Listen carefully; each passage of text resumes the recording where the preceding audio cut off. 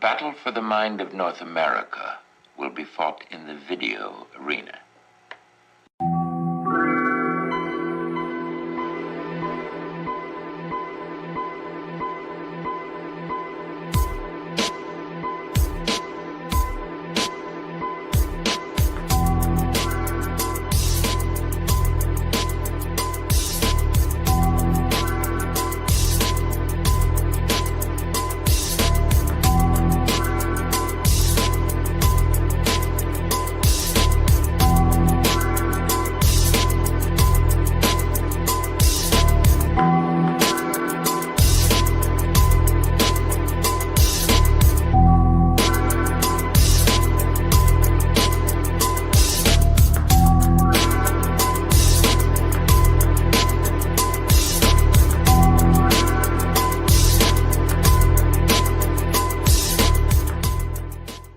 So this is my OV app, the public traffic app, and every column you see is a check-in and a check-out and the amount of money.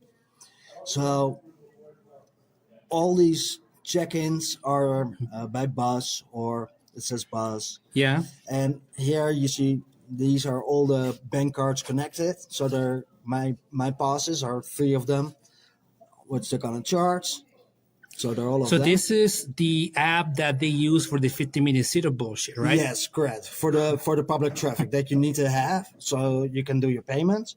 And if I go back, this is my digital ID. So if you want to go, That's from the Dutch government. Yeah. So if the Dutch government is there's no internet connection. Well, if the Dutch government wants to have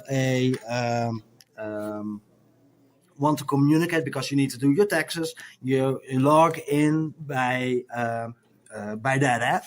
You're doing your taxes. So it's the digital ID app. And it's funny because governments are pushing the idea of simplicity. Well, it's always fun, and it's always it sounds always really great, and it's really easy. But things that make it easy in the digital world is actually making people stupid, because you don't have to think about what you're going to do. And if that's continuing day after day, year after year, decade after decade, you don't know how it's supposed to be. You always have things by the government decided for you. So I'm always saying smart car, smart housing, smart wallet is gonna make you dumb. So don't be dumb. Absolutely. Basically, moving the intelligence from the individual to a machine, which is that the apps, the government-owned apps. Mm-hmm. Yeah, it's making you dumb. So this, guys, is a fair warning of what's going to happen if we don't pay attention that much. We are going to end up with an application doing just that. And it's government owned, so it's your digital ID. It's the public traffic. If you want to have an airplane, you're on. Yeah, that's a WestJet. That's the WestJet. If you want to transfer money, it's the Tiki app, their bank app, because. Yeah, that I recognize. That's all. That's ING. That's the ING. Well, you need to have that app because there are no bank shops. We had 10 years ago, we have over 6,000 bank shops where you can go into a bank. And nowadays, the big banks, the ING, the Rabobank, and the ABN AMRO Bank, has less of around 200 bank shops. So, like bank shops, you're talking about branches. Yeah, so you can actually physically go in a bank shop, having questions or getting money from the bank, or deposit money on your bank. Yeah. So there are only ATMs, and there in my city where I live, there are 70,000 people living, and there are maybe 5 or 6 ATMs, and they're closing at 10 o'clock. So if you want to get money out of your bank, you need to do that before. And sometimes there's no cash left over in those registers, so you can't get cash. So that's the other things that we need to deal with. Impressive, hey? And people don't know about this stuff until it actually hurts them. Yeah. Well, thanks for coming, and we're going to share the video, and I'm going to release the video I just recorded somewhere like Thursday-ish. So let's stay tuned. Well, thank you, people. make sure it's going to be shared. Follow freedomcalendar.net. I'm Jasper for CSTV. Follow me and make an effort. Well, thanks. Awesome. Our feature speaker was here for the Canada Day, or the Albertans Day celebration at the Whistle Stop, July 1st. He is all the way from Amsterdam, Holland. He's a journalist, has a podcast.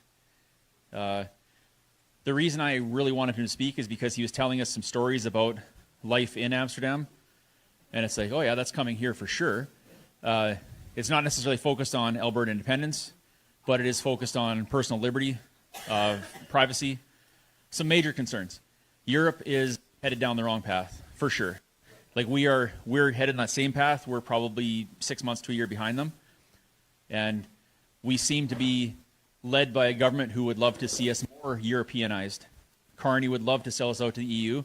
After all the elbows up, Team Canada, strong sovereign nation, orange man bad, all that kind of stuff. You know, Canada's Canada, will always be Canada, now and forever.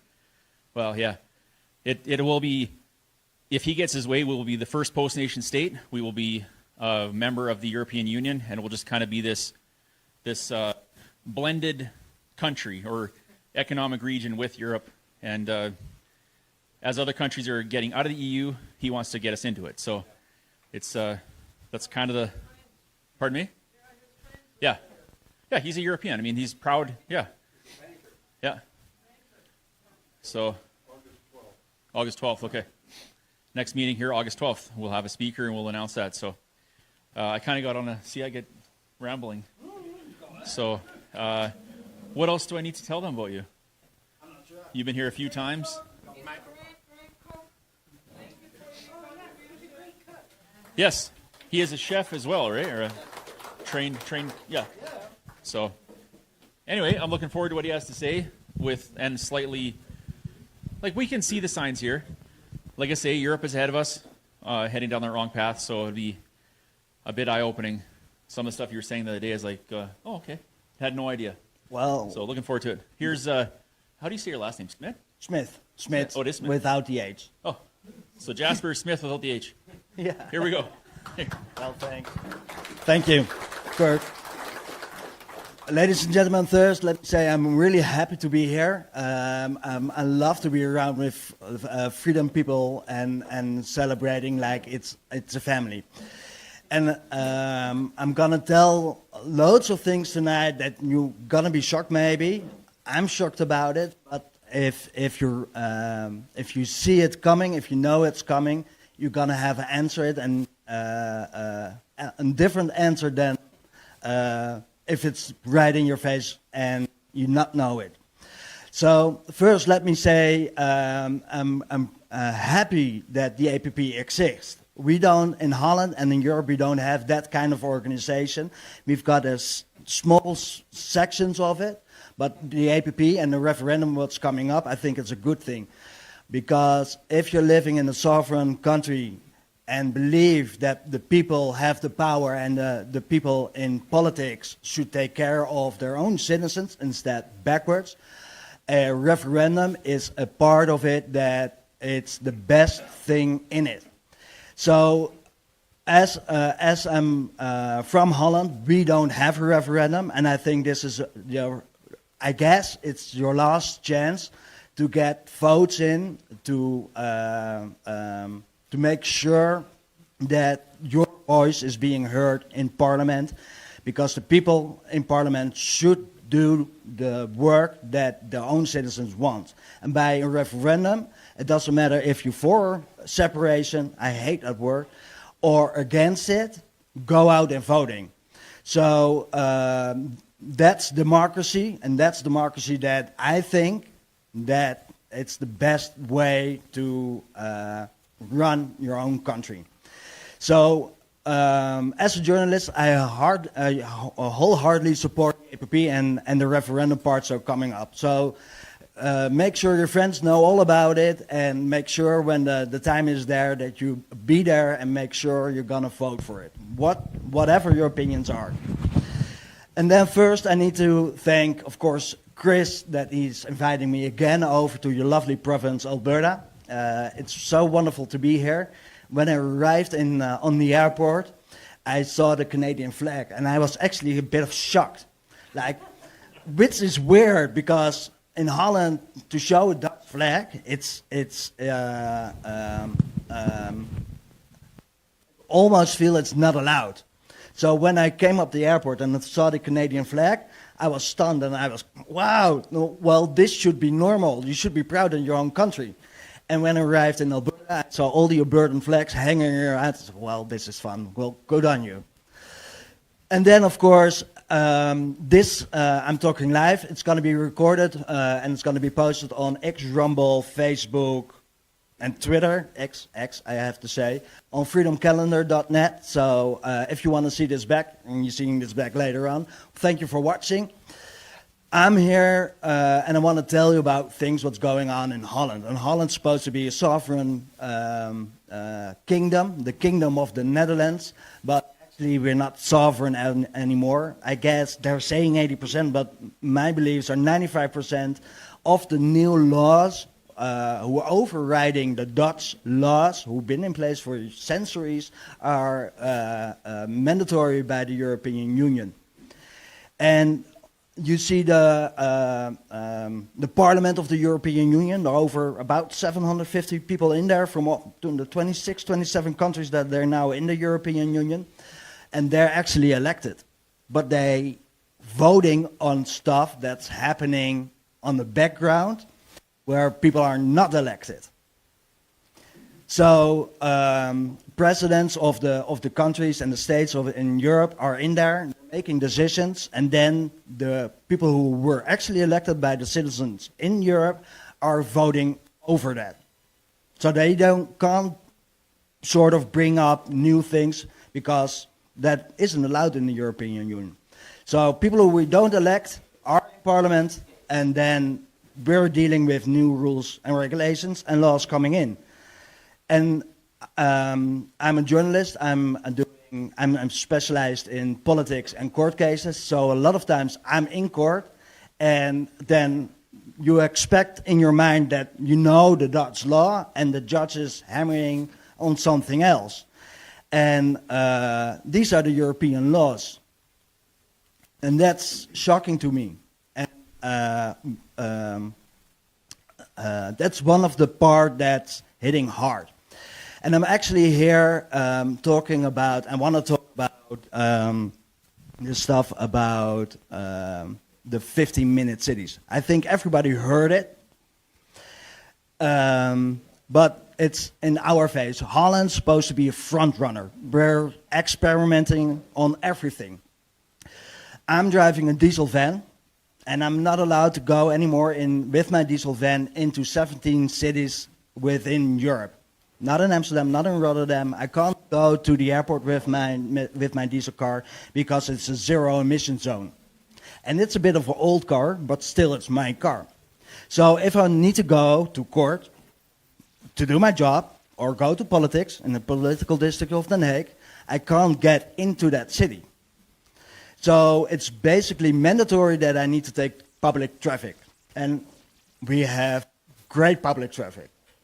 Bus stops in every corner. You can hop on a train, hop on a metro, hop on whatever, and it's really easy. They made it really easy. It always sounds really easy and fun.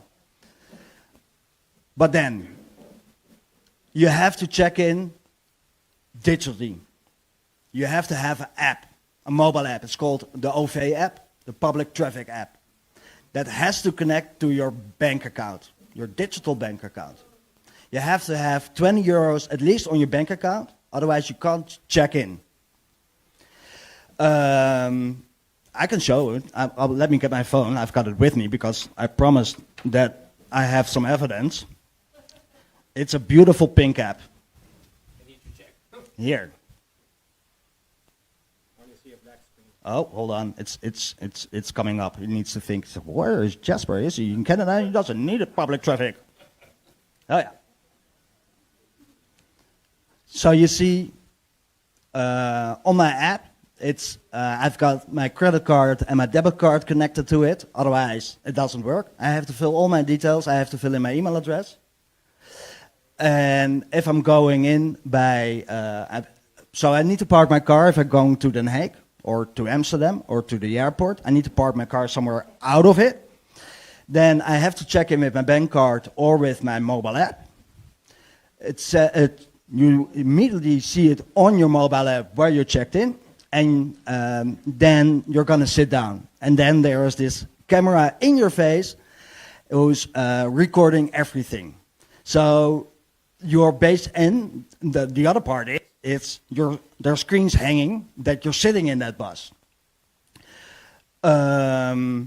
So you're watching yourself in that bus and thinking, okay, I don't want to move. I don't want to do anything. I'm just sitting here. You're being watched all the time. What else for the bus? Oh, the bus are, of course, electric. So, and then I'm waiting on the bus stop, which has an electric sign, it's coming in 10 minutes. And then the bus won't show up because he didn't recharge. And maybe you've seen the pictures or the footage from China with the electric bus and the thing is going up.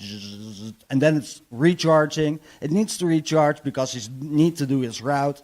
And then you're sitting in an electric bus, seeing yourself on a screen, a recognition camera, and a TV screen. And then eventually, when you arrived, you have to check out. And then it's automatically, the amount of money is immediately coming out of my bank account. I don't have problems for paying, but this is the first part. So, and the same thing with a train. If you hop over on a train, you have to check in again, the whole thing. If there is a problem, we've got loads of immigrants coming in. There is a telephone number where you can call or WhatsApp that you can get some help, that police is coming in or people who can help. Well, I'm a man, I can do my own business, but so that's one of the parts. And well, then you're in the smart city itself. Basically, with all the central stations there, and especially where I live, so that's in front of my face. On this, I guess, on the place where this building is built, they're building a new 15-minute city. They're building high-rises on this type of square. 10,000 people are living there. High-rises going up. With 10,000 people, and they're only having 300 parking lots. Well, and then the citizens can come in and they went to the local townhouse, and it was like, well, 300 parking lots, I need to park my car somewhere. I said, oh, well, okay, let's make 500 out of it. Let's make a deal. So, 500 parking lots, 10,000 apartments, and the price started. And the other thing is, I love definitions. I love really definitions. And I hear it in Holland, and I hear it as well here as in Alberta. Everybody say, we need to build houses. We need to build affordable houses. So, but what is the definition of affordable house? Well, I can tell you, because they're selling those houses in Holland. They're starting from 370,000 euros. It's a 40 square meter apartment. And going up. So you have to pay, next to your mortgage, of course, there is an elevator in and it needs to be cleaned. So you probably have an additional cost from, I think, somewhere about 200 euros. Each month you have to pay for the electricity to be able to clean up and stuff. With no parking lot. So if you have a car, don't forget it. You don't owe nothing and gonna be happy. So that's what they're building. And then now the expensive housing houses need to be sold. There's a commercial on Facebook that says, it's totally in English, not in Dutch anymore. And it's you see an Indian guy saying, well, this is pretty much, I've been serviced all over the place. The house is already decorated. There's a couch in it. Guess what the price is? translated in Canadian, it's about 750, 800,000 euros starting price. Affordable housing. So, if people are talking about what I'm saying, definitions, what is affordable housing? Keep on asking yourself that question all the time. Then, of course, you're having to throw away your garbage. So there, where I live, I have to have a pass. There's no container. There are underground containers. And I have to walk with my garbage outside to the underground container. I have to touch my pass to that container, and then it's opening. Cost about around, for throwing my garbage away, it's cost about 360 euros a year. And it's up to 160 kilos. Now, and in what is it? I believe it's in 2026 or 2027, the garbage that I allow to throw away, it's 100 kilos. So, and in 2030, it's 0 kilos. So, what you need to do is not having one garbage bag, but you have to have 10. You have to separate for the government carton, paper, plastic, glass, your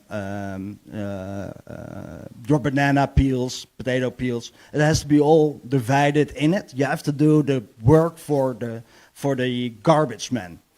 And then, if you're not paying, you can't open the garbage. So that's another thing. I'm an expert in food because I've worked my whole life in restaurants, and I've been grown up for over 30 years. I had my own restaurant for 10 years. So you always gonna have that problem, but mandatory by the Sustainable Development Goals, the SDGs of the United Nations. And everybody, sometimes you hear the 50-minute city. It's all part in there. But what I like to do is go back to the source. Who is the source of the 50-minute cities? And because nobody is telling, it's just this happy thing that the United Nations is saying, the World Economic Forum is saying. But actually, he's a member. Carlos Moreno is a guy from Colombia who fled to France in, I believe, something 1970-something, who is a city rebel, a Democrat, who is a city guerrilla. So he was a violent guy on the liberal side in Colombia. If you look it up later on, there was a heavy fight against all other sides. But that's the guy who fled to France, made up the urban city thing, which he called the 50 minutes city. He joined the United Nations and he joined the World Economic Forum. He is a professor at a university somewhere in Paris. And he is the guy who invented the 50-minute cities. So if you know your opponent, then you know exactly why he's doing that, why people are forcing that.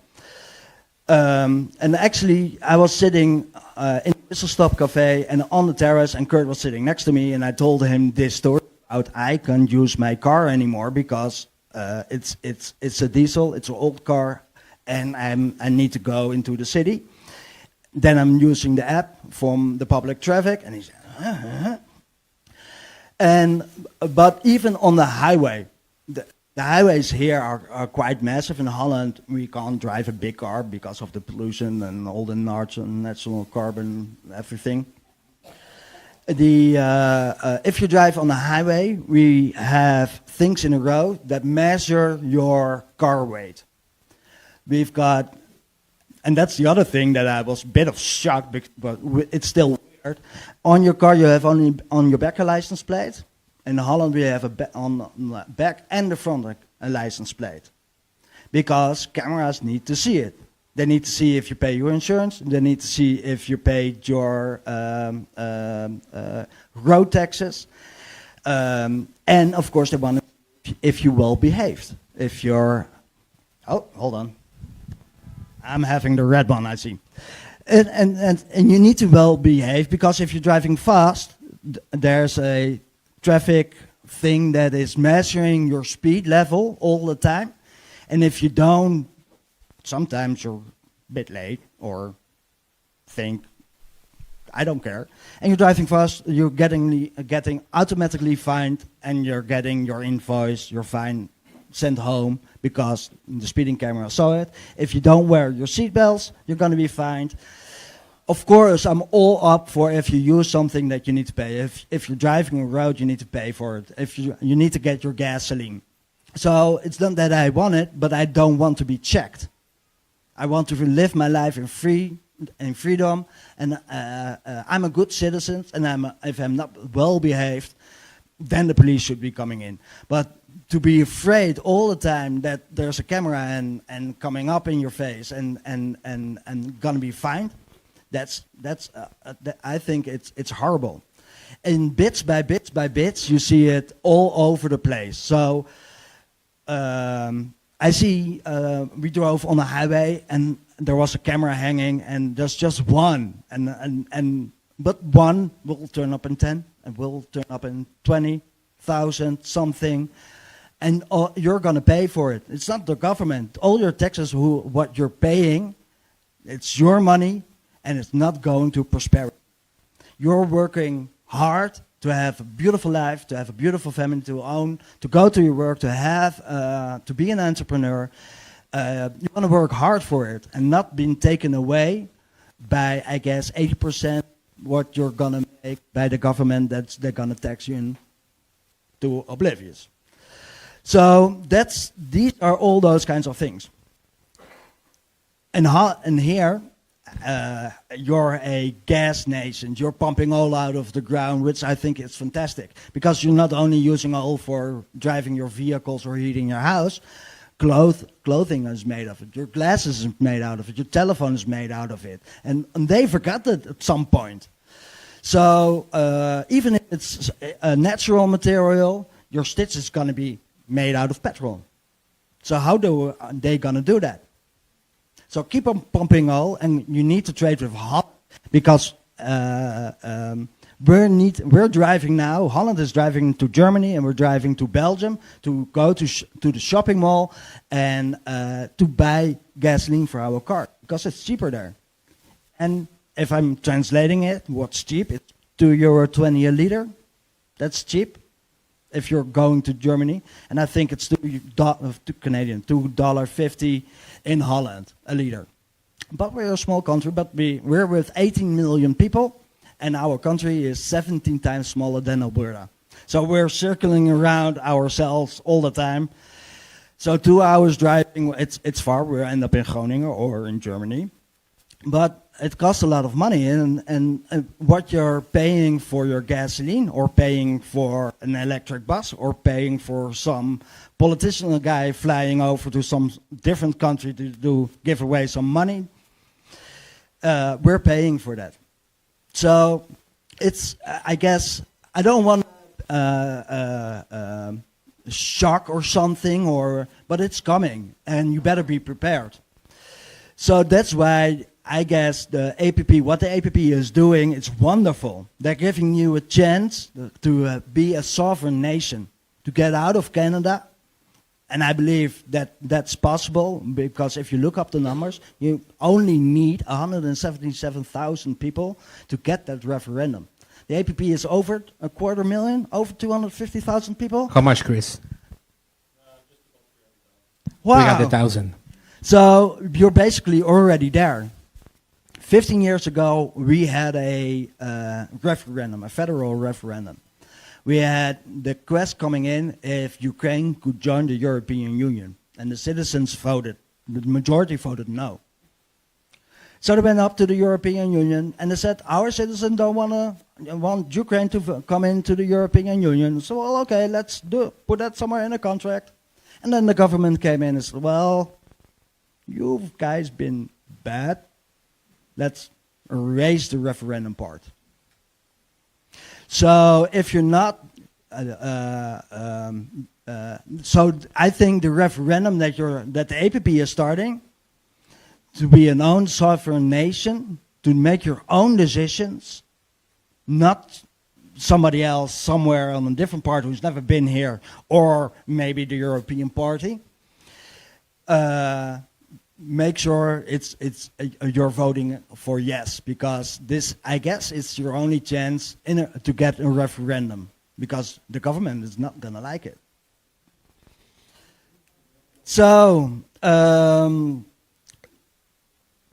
it's always sound wonderful. The Sustainable Development Goals are always great. But if you look up and you look into it and you see actually what's going on, it's putting Holland at least in a prison. That's how I feel. So make sure that that never happened to Alberta.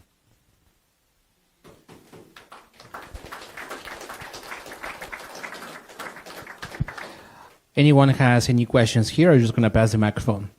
Raise your hand. I'm happy to answer all of your questions. So if you want, come up to the microphone, or the microphone, it's coming to you. Yeah. I don't have a question, but I kind of have Oh. Yes. So this is it's kind of a statement to the room more than anything. Mm-hmm. What I'm hoping really hits home is what is in our future if we don't act. But the good news is we can act. Mm. We can act.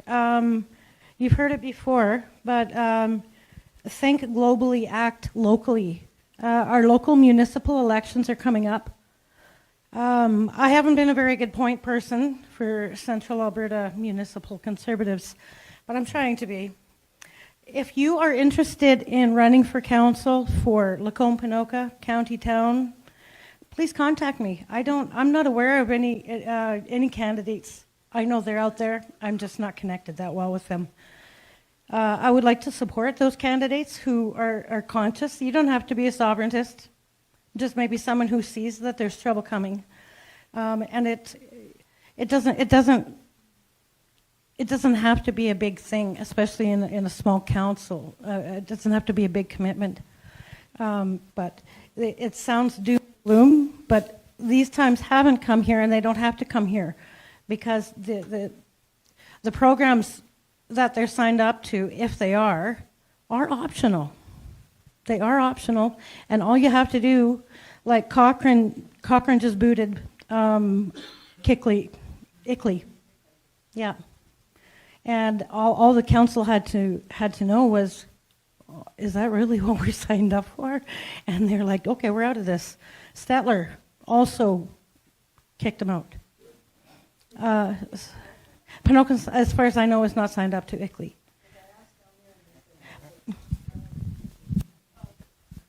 I was just asking if Ponoka is, and like I'm past the point of taking some administrative individual's word on that. I would like to see something in paper. Yeah, I don't know, but I have some homework to do to find the answers to that. And for people who are watching the recording or online, this is Bonnie Meikle talking. I just don't like being on video. I'll remove it. So, Lacombe Ponoka area, contact me. Let's get something started municipally, please. Actually, Ponoka County doesn't have to be told a lot. You guys, last election, you had 84% turnout. That's amazing. Give yourselves a hand. Town of Ponoka was 32. Lacombe County, town of Lacombe, or city of Lacombe, all around 30%. County of Ponoka, over 80%. Good on you guys. So that's what I'm always saying is we need to have 4 roads. And one thing is we need to have the right journalists in place. I love to ask politician people and hard questions. And if they don't answer, I'm running after them, that I demand an answer. I don't get them, but at least I'm harassing them at some point. So the right journalists in place. Then we need the right people in politics. So if there are elections going up, support them. Then we need people like you, who's sitting here in the audience, people that are supporting, that are going to demonstrations, That's the third part. And the fourth part is that we need people who are financing. Because journalists need to be financed, the political party needs to be financed, and of course demonstrations and things like this needs to be financed. So, and if that works out, I'm broadcasting things that need to be broadcast. I'm putting politicians in front of the camera who needs to have a voice, but they need to be backed, and they need to be backed by people like the APP or people on the street who are doing demonstrations, and that needs to be financed. And if these things are in place, you're going to move mountains.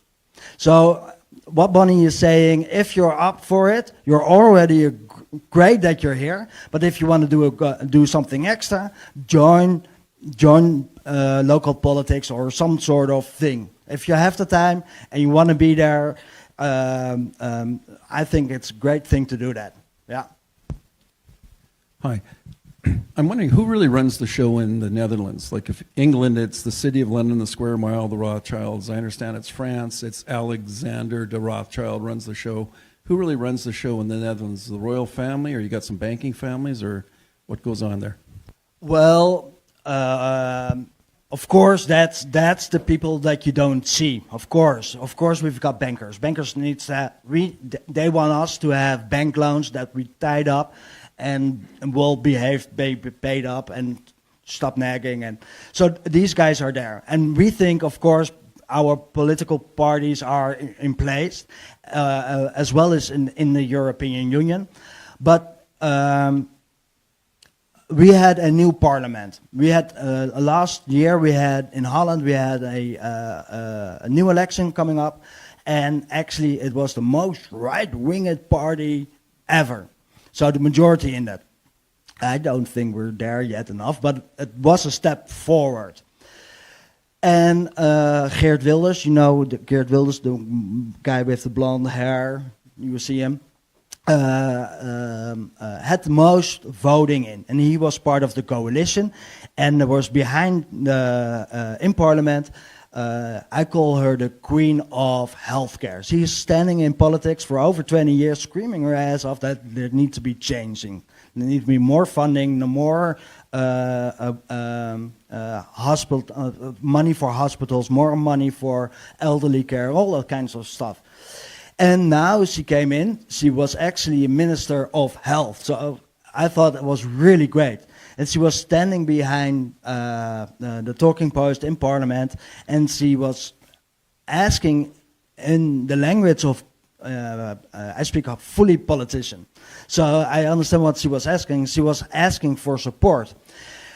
What happened when she came in place, and then you're going to be instated by the king. Before that, the Secret Service came in. And it was mandatory before she was in place as a Minister of Health that she recognized the United Nations and she would recognize the World Economic Forum. And there are 16 of those organizations because in health, if the United Nations is going to war or NATO is going to war, there has to be money over if people in the army is going to be injured. There has to be money for blood and medicines and all that kinds of stuff. And, of course, some secret stuff that she couldn't tell about. But she was begging for people who were standing up and standing behind her. But she... these are the guys, want to be answering your questions, these are the guys who are coming in. And of course, behind in the NATO and behind the Europe, the UN and the World Economic Forum, there are still people in front of it who are the face of that. How you call them? Structure. Exactly.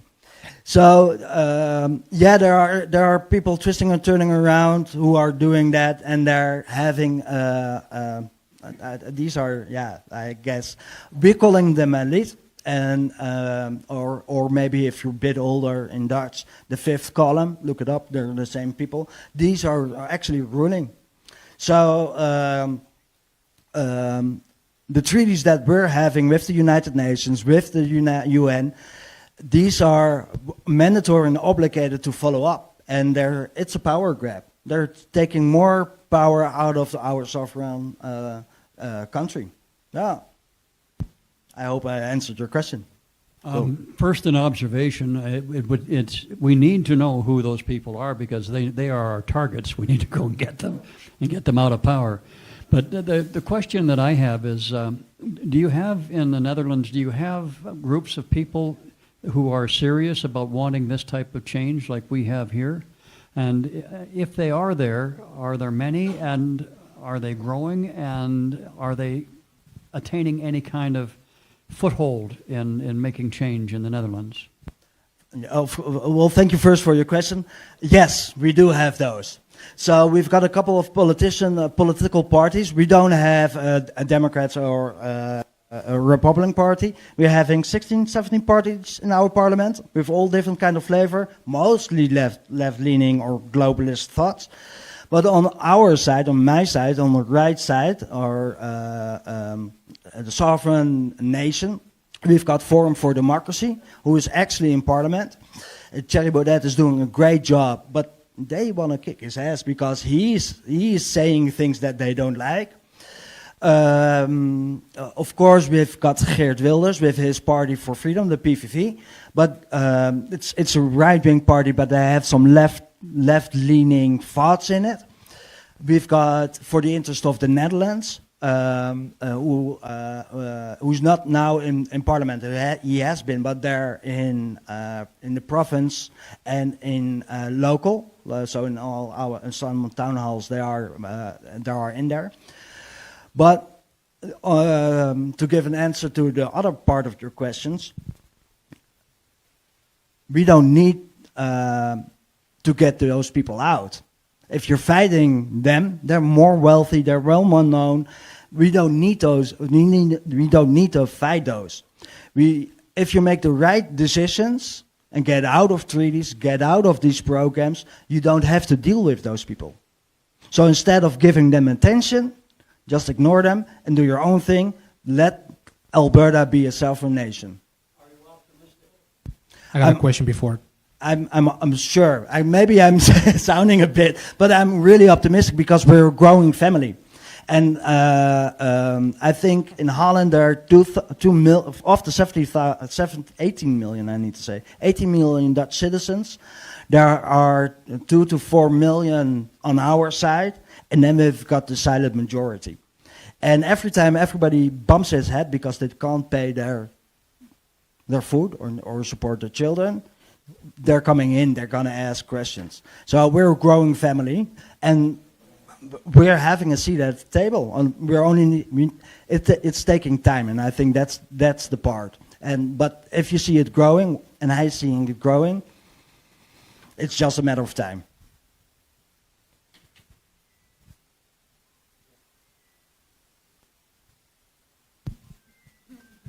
Just a question. Big Brother knows that you came over here. Yes. And they probably know what you're doing. So when you go back, do you get into trouble? I know. I know I've been followed. I know the Secret Service looked me up. I know all that stuff. I know I'm in the Secret Service agendas, but I don't care. So I went to a court case in Haarlem, and I made a photo of Virus Truth, who is a protest group, who had a court case from David Icke. And I was there for interviewing and all that kind of stuff. And I made a photo on the hallway, and I wasn't allowed because I have to play by the rules of the court, and I'm happy to apply because I need to work. I'm happy to play by their rules. Well, I'm doing my own thing. And the court case was over, and I had to go to the toilet. Normally, I'm running out to set up the camera stuff, but I had to go to the toilet, and I made a photo of the guy in the hallway. And before I know, I wanted to go out, and these policemen standing here in court. And I'm Dutch, so I don't give a fuck. And I was walking around them, and they were like stepping over. And said, "Jasper, you made some footage." And I go, "No, I didn't." It's, "Yes, you did." Said, you made video and you posted online. I said, no, I didn't. Well, what's this? I said, yeah, you're asking me about footage. That's a photo. That's a different thing. Well, it's already online. What do you want me to do? I don't have any bad intentions. Do you want me to erase it? I said, no, I know you're not causing problems. Well, these police agents don't follow me. There's a whole team behind them that they know what I'm doing.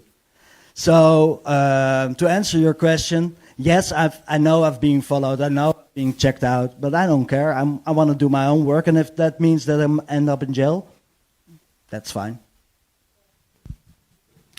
Yeah, I'm just a question about your nationalist work together. You mentioned Thierry Bedeau or whatever. Yeah, Thierry Bedeau. Yeah, and he's with FED International or something like that. As well, yeah. And then there's John Laughlin as part of that as well. He's on the English side of it. Yeah. And then you've got another nationalist, Eva, I can't pronounce her. Eva Vlaardingenbroek. Yeah, boy, she's great. The hot blonde girl. Yeah, she's great. Hi, Eva. So is that whole crew working together? And the second question is, how bad is the immigration over there, and you guys going to do anything about it? Well, I'm independent journalist, and we're all doing our own work. But behind the scenes, of course, there's a network.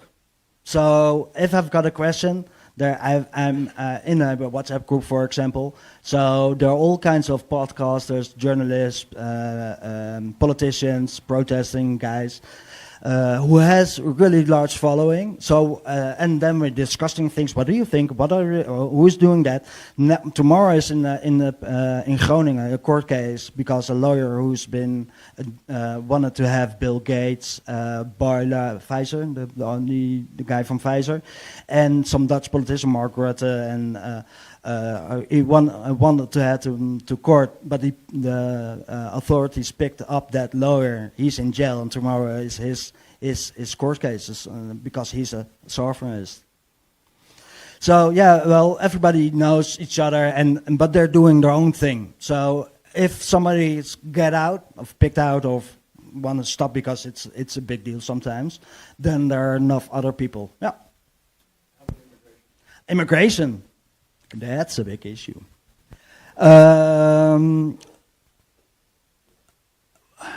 Next to the illegal immigration, we have somewhere about 110, 120,000 people from Ukraine coming over, so they're staying in hotels.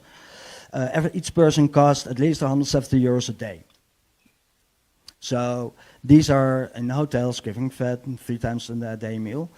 The amount of intake that Holland is having, it's at least 700 persons a week coming into Holland. And that could be coming up to 800, 900, depends on the week, but at least 700. They're all gonna have a Dutch nationality. They're all been given a passport. They're all giving them a house before the Dutch citizens. They're all giving them 10,000 euros to buy a couch and TV and all that kind of stuff. Free healthcare, free dental. It's madness. And they've got a spreading bill, if I'm translating it. And the spreading bill means not only in one place that they were being helped, but now throughout the whole of the Netherlands. If there's a town for 300 people living, they're building an AZC or buying an hotel, a 4-star, 5-star hotel, and they're putting their 500 young men in there. And they're all bringing their family over, so husband, their wives, their children. And the minimum amount of money that they're getting is, I believe, 3,100 euros, which is more than 4,000 Canadian dollars a month for doing nothing. So you see, if they're getting, if you don't have to work for your own stuff, you see them hanging on the street, using drugs, massive stabbing, massive shooting, massive rioting, massive stealing from shops. So it's a big deal. If I'm going to city center, friends of mine don't want to go in on Friday night to do some shopping because they're hanging out, using drugs, robberies, the floor is dirty, it's nasty. Yeah. Are they getting fed up? I am. Okay. Have you thought about moving here? I get that question all the time. I think your province is really beautiful. Alberta is really beautiful, but my fight is in Holland. So I will be back. Yep. Yeah. Is that it? Yeah. Jasper, two questions. Mm-hmm. First of all, the RCMP or the police in Europe were usually pretty good and for the citizen. So number one, how has that changed in all of this? Do you know anything more about the difference between Tommy Robinson doing his journalism and his uncovery compared to Holland? And third one, is Holland armed? We don't have a Second Amendment. We can't carry guns. We can't carry knives. So the violence is owned by the police, and the police. I'm supporting our army. I'm supporting our police. They do a hard job, but their boss is the Ministry of Defense. So, and then they've got the local sheriffs and all that kind of stuff. They're following orders. That's their job. So if there's a demonstration going on, and we had loads of demonstration of the Freedom People, and now we've got a demonstration of Extinction Rebellion, and Extinction Rebellion is, they're beating us up. Yeah, they did that with us. Where were you saying something? So, but the police is just following orders. So, but that's political arranged. So it's always people in politics who are deciding what's good and what's not good. So that's why I think, I know for sure we need to have the right people in politics, because then we could change that violence. Thanks. Before I ask my question, I'm supposed to remember to say hi to you from our friend Jordan Kosick. Yes, he Hi, Jordan. Yeah, there you go. We had fun. Yeah, Fabio. That's someone different, of course. These immigrants who get all this money and stuff like that, are they subjected to the same piddly diddly details that you are with having to swipe your card for this and asking permission to take a fart and that kind of thing? Do they have to obey the same rules that the nationals do? Of course they should. Not so much. And they don't get the penalties probably that you would get. No. If I'm going into a bus, sometimes they don't check in. And I'm working hard and I'm paying for that ride, and they don't. So it's always the dividing part. But I think they should check in.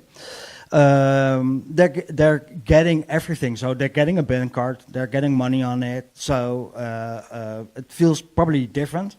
But it's never enough. It's never enough. They're robbing people. Like a young child from 15 years old, they're robbing their cell phone, which is costing 1,500 euros nowadays, probably. Something, a new iPhone, what costs a new iPhone? 1,500 Canadian, 2,000 Canadian. So they're getting all that kind of things, and it's unfair. That's unfair. I think the fairness it's wrong. Yeah. I've got a question here. What was the effect that had the farmers truck, the farmers convoy at the political level, at the grassroots level? How do you mean, the involvement, or? My question is, what happened after, like during the truck convoy, but the farmers convoy in the Netherlands, at the political level and at the grassroots level? Yeah. Well, the people who are in place in power have their mind set on something. So if it's taking a long time to get our people in there, but afterwards, if you don't say no, they're gonna. We have a saying in Holland: if you're giving them a piece of your finger, they're taking your whole hand, and that's what's happening. So if you don't give them a finger and push back, they will not take your whole hand. So the pushback is a great thing, and then we still there are still farmers who've been kicked out of Holland need to sign a contract that they're not allowed to farm anymore within the European Union. So maybe that's why there are a lot of Dutch farmers now here, seeking freedom and stuff. But it's still going on. But it's always divided. And everybody. It's not only the farmers. There are entrepreneurs. There are families. It's in every type of corner and every box they gonna kicking our ass. So by just saying no and giving an answer and standing in front of them and just say no, we don't want this, it's slowing them down. And until the time we're there, we're taking over. Matthew Rowley here. I'm wondering how in the Netherlands did all of this come about? You guys didn't in one day go from freedom-loving, happy people defeating the Nazis to destruction and loss of freedoms. Mm-hmm. So how did that happen? What do you mean exactly? How did you guys go from relatively free to where you are today in the Netherlands? What has been the key places where you should have stopped it and you didn't, I guess? How are we calling that? It's Holland was the number 4 wealthiest country in the world. So we were luxury standing back, thought that our politicians did a great job, and it's like a frog in a pan. It's step by step by step by step, and at some point, people you're hitting your face at somewhere, and at that moment you're realizing that something is going on. Is that an answer to your question a bit? I'm interested in where you guys should have stopped them. What was the key moments that you missed? I think actually where we had to wake up was actually after the World War. Because then the new rules and regulations were in place, and that was a basement to make those steps. And every 10 years, they're putting new rules in there, and we didn't look for them because we had it that great. And it's step by step by step, giving away sovereignty, giving a step to the United Nations, to the UN, and it's a frog in a pan, it's step by step by step. And that's maybe also their advantage point, because if you're comfortable living your own life and the water in the pan is a bit more warmer, then you think, oh, well, I will manage, until you're not. So for me, I was a restaurant owner. I had 2 restaurants, French cuisine, and then there was a thing coming on, a form coming in from local authorities that I arranged something. I had to pay up for them, and I need to confirm them within 2 weeks. And I had questions about it because it didn't make sense for me. And there was a phone number on it and a phone, and they couldn't give me an answer. And eventually, for me, I went up to the local town hall because there was something going on at that talking point. And I was just sitting there looking around, what's going on, listening to the stories. And then I shook the guy's hand because I thought his talking points were great. And another guy, so that's how I did it. And that's over, I guess, 10, 15 years ago. So, and at that moment, if you love it or not, Mr. Trump was going to politics, and in the Dutch national television, they had him quoting something weird. And I was getting mad at him. I was, what? And at that moment, I took the whole interview, it took 1.5 hours, and the context of that whole interview was different. And I thought, I'm being screwed over. And that was my step by step by step by step. And when I watched the mainstream media, I saw something on TV. This doesn't make sense. I want to hear. I know what's the subject. I know every point. but why can't I hear it? And that's how I got started involved by Common Sense TV. Just saying hi, and then eventually something came up which I had all the knowledge about, was writing articles. And then the farmer protest in 2019 came up. So I went to Den Haag, followed that, and it was an Extinction Rebellion, the left side, on the airport, a demonstration. I live close by the airport, and I went to the airport just to see how it worked out, how the police is doing, how the authorities is working out, just visualizing how things are working. Because there was this thing in my stomach saying, this is weird. And afterwards, COVID came in, and we get the demonstration, so I knew exactly what the police was doing and how you should arrange the demonstration, and who needs to be in front of the camera and all that kind of stuff. And that growed. You're welcome. Hi, May here. Hi, May. I had a very similar question about where it went wrong. Mm-hmm. Do you believe that in many ways we are at? How much you know about? Pardon me, Canada here. But are we at that point where hopefully we still have time to change the course, not just with Alberta, with the referendum, but where's that tipping point where it's too late, you've gone too far? Well, it's never too late. Even when I'm in Holland sitting in a bus being checked in, it's never too late.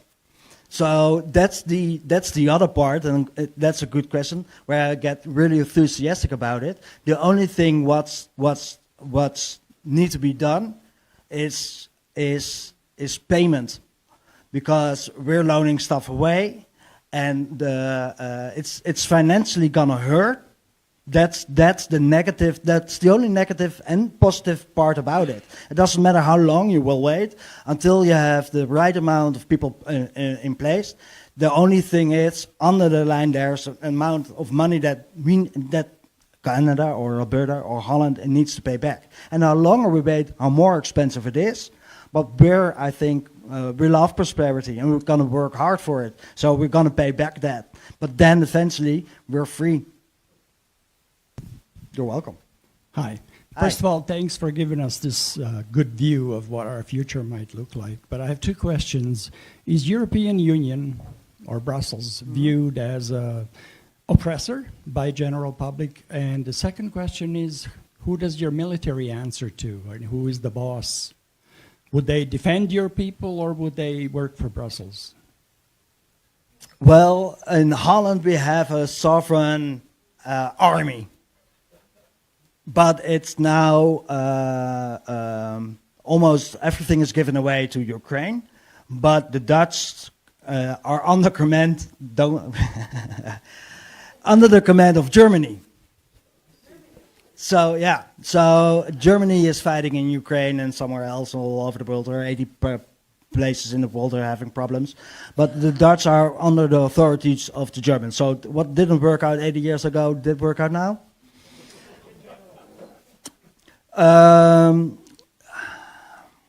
I think the military will follow orders, and the orders are political decisions.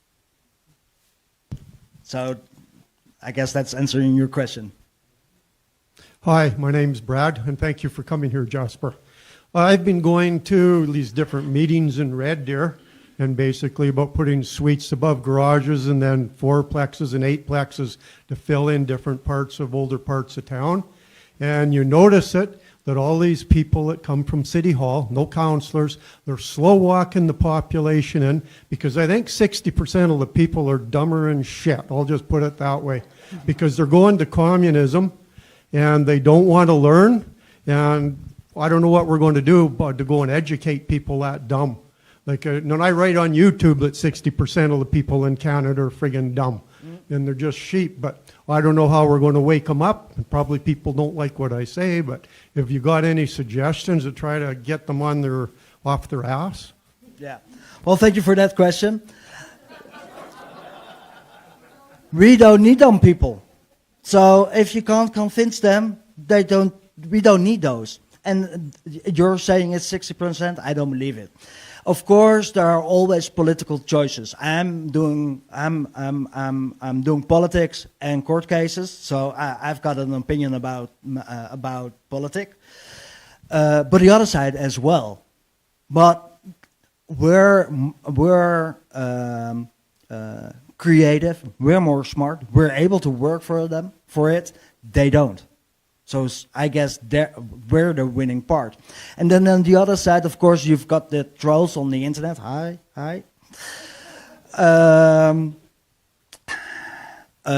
think they're fun, and I want to say thank you to them because they're taking the time. I don't know where they get their time from to make points that are useless. And if you look into their profiles, they're always working for government. So they're working on universities, they're working in some sort of authority, they're nurses, they're these kinds of people. And I'm not saying that nurses are left-leaning, but if you look up their profile, they're always on government payroll at somehow. So we are financially hurt at some way or another, and if we're getting in power, we're hurting their wallet. We're gonna financially hurt them. So it's not weird that they're raising their voice, but it's a nonsensical point for at least for me. So what I'm always doing is I'm planting in seeds. I'm not starting about the elite or the fifth column. I'm just giving them a little seed, and not being hard-handed, not trying to convince them, because it's not. If you do that and you run into the wall, you can't pay your health insurance or something, and you have that plan seeded in your brain. And you be gentle, and eventually they will come back to you at some point, and they're gonna ask maybe a question, be a weird question of somehow, but it's I think it's a form of kind of respect, and then give them a bigger answer, and point at the direction where they can find the information themselves. Because if you look the information up yourself, it's harder, and it's going to be printed in a brain than somebody else who's saying something. You're welcome. Hi. Hi. I'm sitting here actually very appalled and stunned and hurt. Hurt for my parents who fought in, both mom and dad, in that war. Really hurt for my father-in-law, who's was one of the guys who freed your country with significant losses. I have been amazed that Canadians, having gone through that, are sucked back in now, and it goes to Brad's point probably. Are they really that bone-ass stupid? You know, but I'm appalled that those in the Netherlands would not see this coming. How, you say, yes, there's some on the left who are never going to come our way, and we ought to ignore them. What percentage of you in Holland are freedom thinkers? Openly spoken about, it's somewhere of the 80 million, I guess, somewhere between the 2 million and the 4 million. And I guess there's always 80% who don't want to talk about politics. And then you've got the leftover percentages who are on the left side. But first of all, let me say thank you. How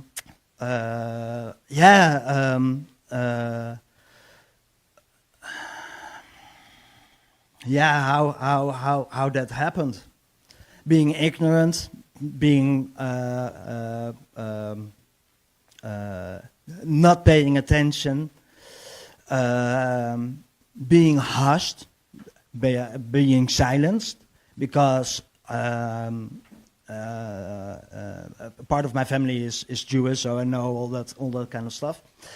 But it was always that we couldn't talk about it. It was always like you can't say anything about it. Just behave. It happened. don't speak openly about it. And by not speaking openly about it, that's how the other side could take over. So if you have a problem, that's why I'm speaking openly. In Dutch, I'm speaking more loudly and more clearly. There's almost no level. There's no level in hardness of talking. And it's trying to be friendly. I'm not giving in names, but I'm there, and I'm always telling exactly how it is in my own words, and how I feel about it, and that's how I deal with it. And the people who are following me on the internet in Holland, they're mostly male.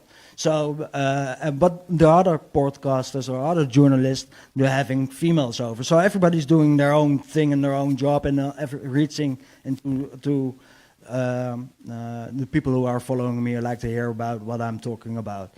So yeah, it's I'm really happy that Canada came over 19 years ago and was able to liberate us. And if you look at, and if you get it back nowadays, there was no NATO. We didn't have no NATO, and now the NATO is taking over that part. Like we're protecting your freedom, we're protecting, but a German guy, he started the NATO. A wrong German guy, and the same thing with all those kind of programs. Yeah, you're welcome. Hugh Porter, just a little further away. My first degree was political science, and in my youth, I took a revolutionary politics course, and the one take off that I got out of all that is when you destroy the middle class of a country, you destroy its stability. Yeah. And we've had nothing in this country but the destruction of the middle class for probably the last 25 years at least. And everybody is being forced to become dependent on government handouts, which that's the road that leads everybody down to being under control. And one other comment, on YouTube I saw a little article by this guy, and I can't remember his name for the life of me, but he was resisting the Nazis as they were taking over Germany, and he ended up being in a concentration camp and died just before the end of the war. But he wrote a dissertation where he stated that stupidity was more dangerous than evil, because evil you can identify. Stupidity is... You can't do nothing about it. Yeah. If you're stupid, you're stupid. Yeah. Thank you. Well, thank you, sir. That's what I love about this group of freedom people. Everybody has their own knowledge, and you actually studied political science, and you trust the expert, right? Yeah. Well, you got some knowledge about it, and it's always the middle class who needs to run out. It's always attack on the farmers, because then food is giving you the power to fight back and all that kind of stuff. Working hard for your own, supporting, earning your own money, make sure that you can support your own life. Well, thank you for being here, sir, because we need you, other guys like you. One other thing I will say is, I certainly now... once upon a time, I was a rabid Canadian, but I'm an Albertan to the core. I grew up in the prairies. Nice. And, what Alberta needs to do is bring our pension into Alberta, have an Alberta police force, and we need an Alberta militia to protect us.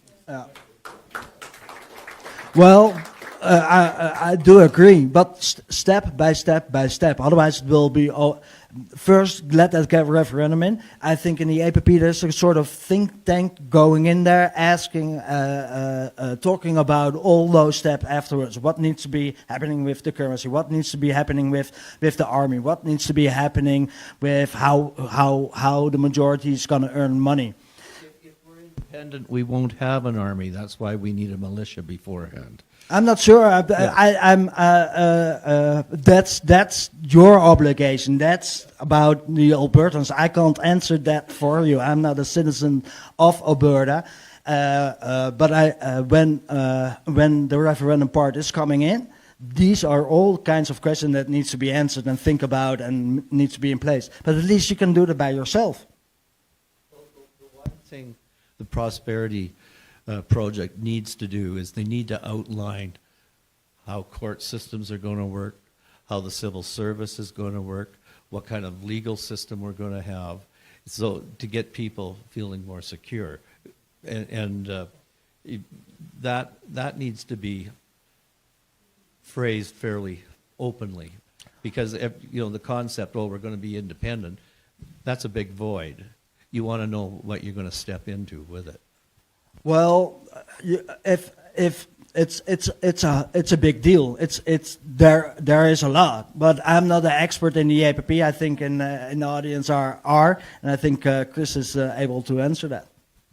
So that is something we hear a lot. Mm-hmm. There's lots of great suggestions about what things the APP should do. The reason why we're focused on the referendum specifically is because a referendum doesn't mean we're independent the next day. A referendum triggers all of those things, and I always encourage people when they say you should do this, you should do that, do it, write it, submit it. Like, all of these things are things that the citizens of an independent Alberta are going to decide after. Right? It's not the APP that's doing that. We're laying out the groundwork. This is how we get there. But these other questions, they're all citizen things. And we always talk about we want by the people, for the people. Well, we are the people, so if it's going to be by the people, then we do those things. It's never going to be the APP that does it. I do want to caution about anyone who's wishes to build a militia. So in this country, according to our supreme law, the only crime worse than forming a militia is actual treason. It is completely forbidden to do anything in this country to do with a militia. It's illegal to own or have a bat by your door for the purpose of defending yourselves against anyone in authority. That's illegal. If you say, I have these things to defend myself against the government, you have committed a crime. That's the problem. We don't have a right to a militia. And that's one of the reasons why Alberta needs to be independent, is because if we're going to have an independent nation by the people, for the people, we have to defend ourselves. And if we don't have an army that's to defend the people, we can't enforce any of the rights and freedoms that we want. That's why the referendum is important. I agree on that. Sure. Step by step by step by step. But thinking about it is the first step, and being here, that's the best thing. Sure. So when you're there, would you anything you would do? Would you be watched by police and stuff? Yeah. Yes, I am. Okay. Mostly by lady police. Yeah. And I want to be strip searched. No, yeah, it's no. Great question. Thank you for being here, young man. Yes, but my father raised me well, and I've grown some balls, and I'm always asking for people who are stepping up, and I think I'm stepping up. And by you being here, you're doing a great job. Thank you. Hi again. Anyways, Alexander Stolonitsyn, he said that power is poison, if anybody's ever read the book, and that's what we have, a whole bunch of people at the top that are drinking the poison. The other thing is, I don't know, everybody knows the KGB because of movies, but then there's the Stasi. I don't know how many people know of them. They were really great at doing their job in East Germany.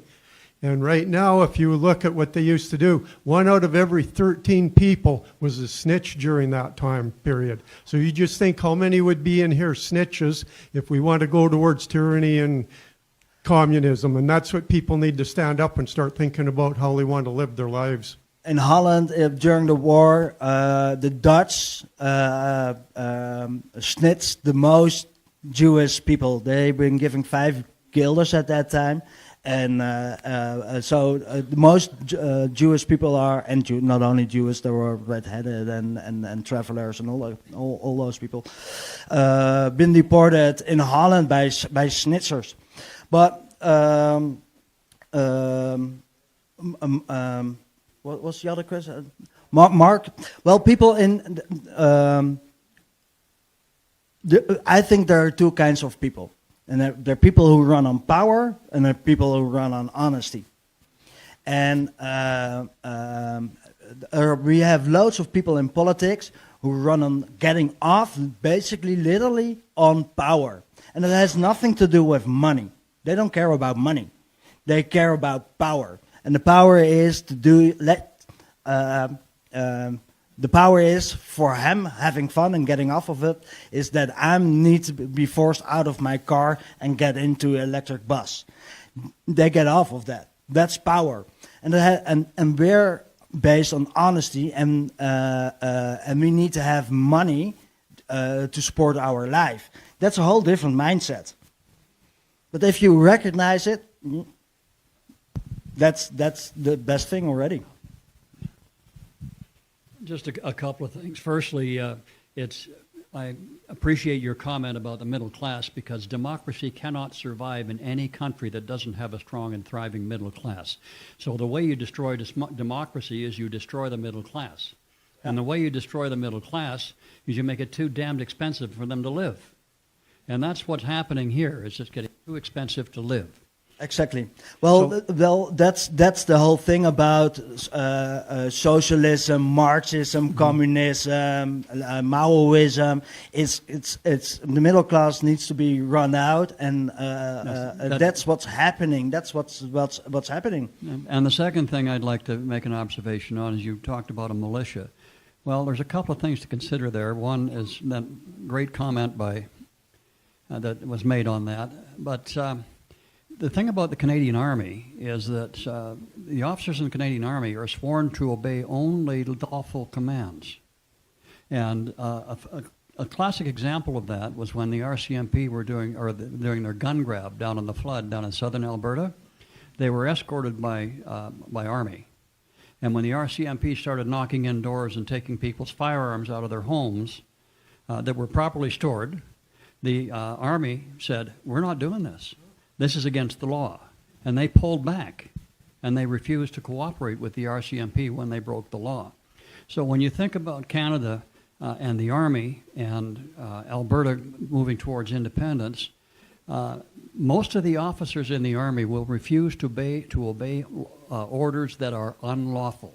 Which is obligated, I guess. If you need to be president to something that you don't want or it's against the law, you should say no, and I'm not doing this. Well, I was an officer. I know that is the rule is you do not obey an unlawful command. So, and the other thing to consider about the military is that a good portion of Canada's military are Saskatchewan and Alberta farm boys, and if we succeed in our referendum, they will come home. So it's not something we need to worry about. Well, and if you have your own army, you can do, and you don't have to go to war, and there is a fire somewhere, a fire somewhere, you can send those guys in. They've got the staff having, but these are all the things that you need to think about and gonna vote on. So do that. And the last comment I'll make is that I'm wholeheartedly in favor of the postulation that what we need to do is win a referendum. All of this other garbage will sort itself out. No. Everybody needs to fight their own fight. That's why I'm going home. Yeah. So you need to fight your own. We need to win the referendum. All of this other stuff, we will sort it out after we've had a successful referendum. Correct. And we can't. The referendum is what gives us the authority to do what we need to do. If we can't win the referendum, we can do nothing. And that's exemplified by 120 years of oppression by the federal government over the prairie provinces. I'm from common sense, and it makes sense.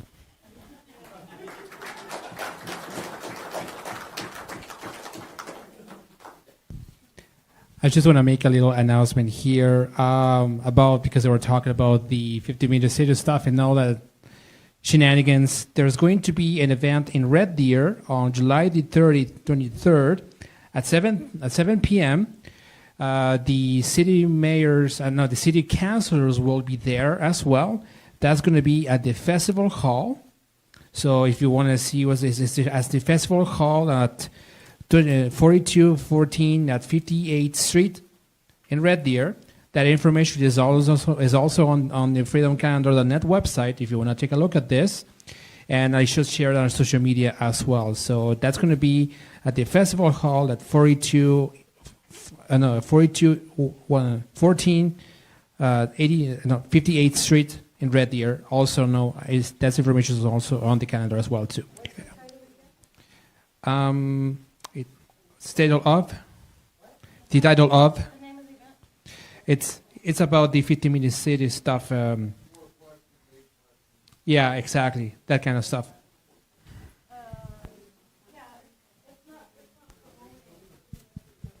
No, so basically that event is about is basically city councilors who are going to be there, who are going to get questions from citizens like us.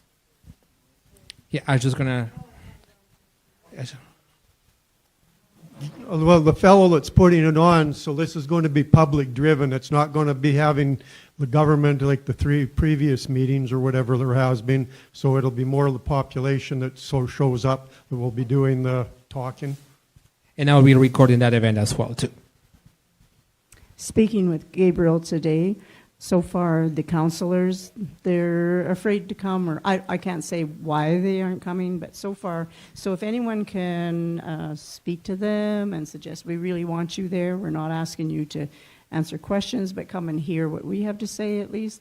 So I think we need to put some pressure on our councillors, even if you're not in the Red Deer per se. I think it's still, you guys want to come in here too. It's coming to your cities too.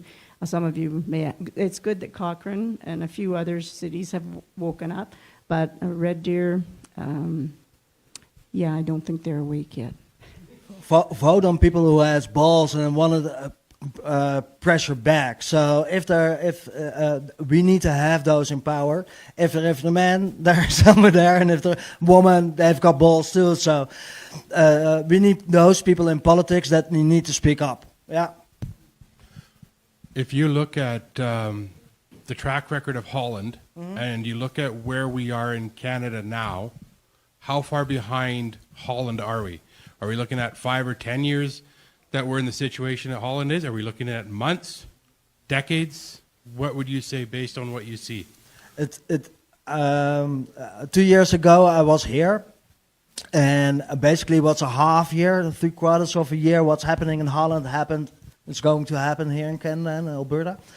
It's certainly not decades. It's going to be faster, but it's going to be different, maybe different topics, because in rural areas you can't build a 50-minute city. You don't have the power grid for it. You don't have but there are other things in it that they're probably going to enforce you on. So you're already noticing a couple of other things. You see power lines coming up. That's because there are more citizens coming in. As 2 years ago and now, it's cheaper for me to come to Canada. That means your currency is it's worth less. And that's by people who are making stupid mistake. You see, there are coming in more tourists. Why are more tourists coming into Canada? Because it's cheaper to come in. And that's economy based. So it's not going to be 10 years, maybe it's a half year, 2 years, 3 years, but not 10 years. It's going to be faster. Jasper, all our major cities have the infrastructure. All of our major cities in Canada have that infrastructure ready. Well, you see it, but in major cities there are more liberal thought and thinkings.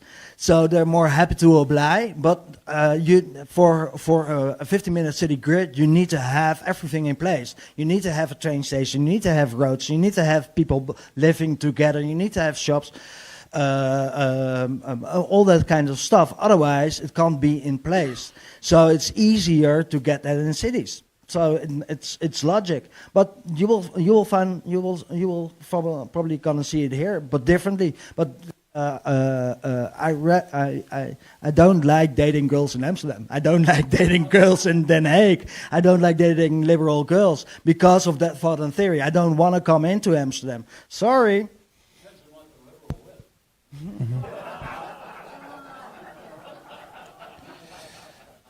So we good, Bunny? Okay, so thanks for coming, and I think that's going to be the end of the presentation. So thanks for coming. I bring Ronald. Oh, call. No, I just want this. Go away. So we always start our meetings with prayer, and Kurt got kerflustered. And so I said, I'm going to do it after. So my friend wrote this the other day, and okay. He's my brother, and he thinks he can be bossy. So she sent this to me, and I thought it was so appropriate for us as a APP and for a province. So I just ask that you bow your heads as we end this. God, keep Alberta forever in the palm of your hand. As we spread our wings to be all you've created us to be, may we stay forever free. Help us to serve each other in a way that brings honor and glory to you. When we wander and become self-seeking, I pray you will guide us back to the truth and the light that sets us free.